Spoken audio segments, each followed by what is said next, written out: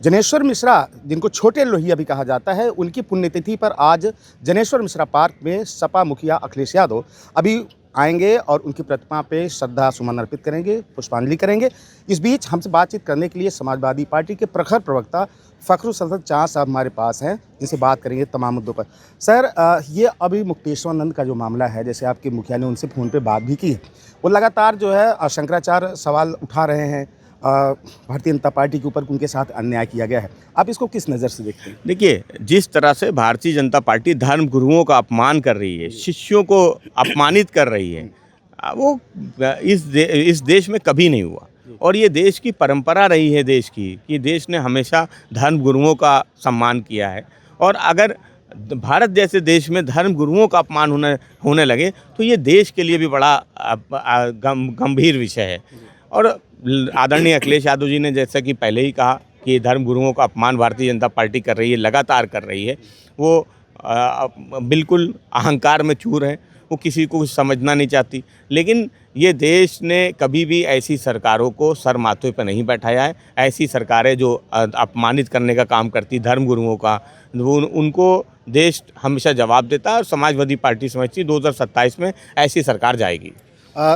वहीं इसके इतर भारतीय जनता पार्टी का कहना है कि जब अखिलेश यादव सत्ता में थे तो इन्हीं शंकराचार्य के ऊपर लाठियां बरसाई गई थी। देखिए, सवाल ये कि शंकराचार्य जी से आदरणीय अखिलेश यादव जी जब कुंभ चल रहा था तब मिले थे, और आदरणीय अखिलेश यादव जी ने कहा कि हम जो घटना घटित हुई थी उस पर हम खेद व्यक्त करते हैं। तो वो जो सवाल था, वो सवाल तो तभी समाप्त हो गया था।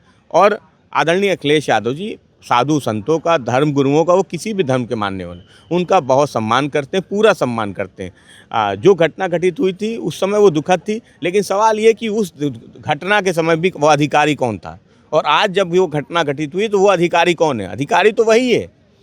आज वो इस बात को तो खुद धर्मगुरु ने उठाया कि अधिकारी तो वही हैं जो उस समय मौजूद थे वहाँ पे, और इस बार की घटना में भी वही मौजूद थे।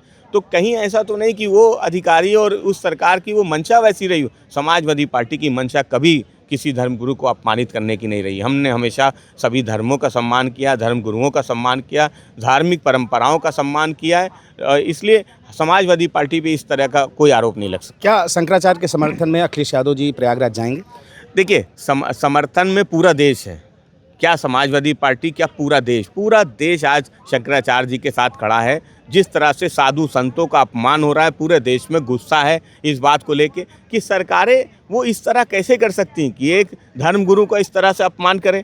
तो समाजवादी पार्टी अध्यक्ष आदरणीय अखिलेश यादव जी ने शंकराचार्य जी से फ़ोन पर बातचीत की थी और उनका हालचाल जाना था। शंकराचार्य जी ने इस बात को कहा कि वो अपनी लड़ाई को लड़ रहे हैं। आपका फ़ोन आया, हमें संबल मिला, हमें ताकत मिली। तो समाजवादी पार्टी समझती है कि हमारे जो कार्यकर्ता हैं पूरे देश में, उत्तर प्रदेश में, वो भारतीय जनता पार्टी की इस नफ़रत वाली राजनीति को, जिस तरह से अपमानित करने वाली राजनीति है, उसके खिलाफ लड़ते रहेंगे।